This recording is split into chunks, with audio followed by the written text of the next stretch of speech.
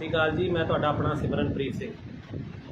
ਬੀਤੇ ਦਿਨੀ ਇੱਕ ਸੋਸ਼ਲ ਮੀਡੀਆ ਤੇ ਪੋਸਟ ਚੱਲ ਰਹੀ ਸੀ ਜਿਹਦੇ ਵਿੱਚ ਸਾਡੀ ਸਤਿਕਾਰਯੋਗ ਭੈਣ ਬੀਬਾ ਜੈਇੰਦਰ ਕੌਰ ਸਪੁੱਤਰੀ ਕੈਪਟਨ ਅਮਰਿੰਦਰ ਸਿੰਘ, ਜਿਨ੍ਹਾਂ ਦੀ ਅਸਲੀ ਪਛਾਣ ਸਿਰਫ ਇਹੀ ਹੈ ਕਿ ਉਹ ਸਾਬਕਾ ਮੁੱਖ ਮੰਤਰੀ ਦੇ ਸਪੁੱਤਰੀ ਨੇ, ਉਹਨਾਂ ਨੇ ਇੱਕ ਪੋਸਟ ਪਾਈ ਕਿ ਮੈਂ 40 ਨੰਬਰ ਵਾਰਡ ਦੇ ਵਿੱਚ ਇੱਕ ਧਰਮਸ਼ਾਲਾ ਦਾ ਉਦਘਾਟਨ ਕੀਤਾ।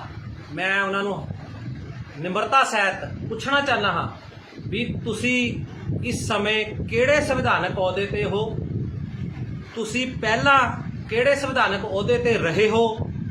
ਜਾਂ ਸਿਰਫ ਤੇ ਸਿਰਫ ਜੇ ਤੁਹਾਡੀ ਇੱਕ ਪਛਾਣ ਹੈ ਤਾਂ ਉਹ ਇਹ ਹੈ ਕਿ ਤੁਹਾਡੇ ਪਿਤਾ ਜੀ ਪੰਜਾਬ ਦੇ ਸਾਬਕਾ ਮੁੱਖ ਮੰਤਰੀ ਹਨ, ਤੁਹਾਡੇ ਮਾਤਾ ਜੀ ਪਟਿਆਲਾ ਲੋਕ ਸਭਾ ਦੇ MP ਹਨ, ਤੁਸੀਂ ਬਾਰ-ਬਾਰ ਸਰਕਾਰੀ ਥਾਵਾਂ ਤੇ ਜਾ ਕੇ ਫਰੀ ਦੀ ਚੌਧਰ ਘੁੱਟਣ ਦਾ ਕੰਮ ਕਰ ਰਹੇ ਹੋ, ਜੋ ਕਿ ਸਰਾਸਰ ਗਲਤ ਹੈ।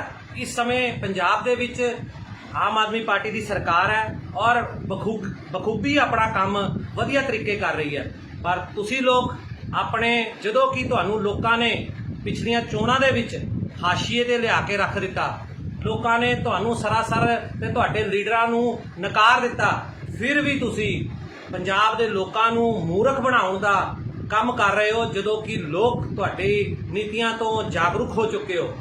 ਜੇ ਇੰਨਾ ਹੀ ਕੰਮ ਕਰਨ ਦਾ ਸ਼ੌਂਕ ਸੀ ਤਾਂ ਜਦੋਂ ਤੁਹਾਡੇ ਪਿਤਾ ਜੀ ਮੁੱਖ ਮੰਤਰੀ ਸੀ ਉਦੋਂ ਇਹੋ ਜਿਹੇ ਕੰਮ ਕਰਨੇ ਸੀ, ਪਰ ਤੁਸੀਂ ਉਦੋਂ ਲੋਕਾਂ ਨੂੰ, ਤੁਹਾਡੀ ਸਰਕਾਰ ਨੇ ਲੋਕਾਂ ਨੂੰ ਲੁੱਟਿਆ ਤੇ ਲੋਕਾਂ ਨੂੰ ਕੁੱਟਿਆ।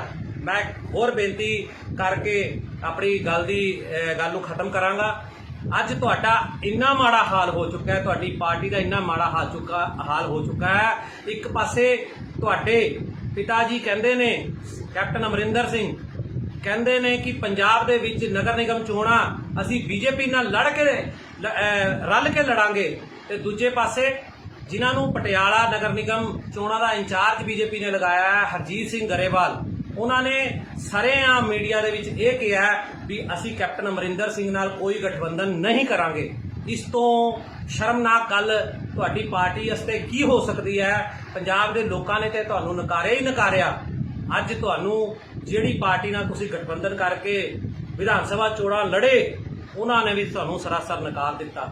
ਸੋ ਮੈਂ ਇਹ ਚੇਤਾਵਨੀ ਦੇਣਾ ਚਾਹਾਂਗਾ ਕਿ ਆਮ ਆਦਮੀ ਪਾਰਟੀ ਦੀ ਸਰਕਾਰ ਪੰਜਾਬ ਵਿੱਚ ਬਹੁਤ ਵਧੀਆ ਕੰਮ ਕਰ ਰਹੀ ਹੈ ਤੇ ਤੁਹਾਨੂੰ ਸਰਕਾਰੀ ਕੰਮਾਂ ਦੇ ਵਿੱਚ ਜਾਂਚ ਪੜਤਾਲ ਦੀ ਘੋਖ ਕਰਨ ਤੋਂ ਬਾਜ਼ ਆਉਣਾ ਚਾਹੀਦਾ ਹੈ, ਨਹੀਂ ਤੇ ਇਹਨਾਂ ਦਾ ਖਮਿਆਜਾ ਭੁਗਤਣ ਵਾਸਤੇ ਅਗਲੇ ਸਮੇਂ ਵਿੱਚ ਤੁਸੀਂ ਤਿਆਰ ਰਹਿਣਾ। ਧੰਨਵਾਦ।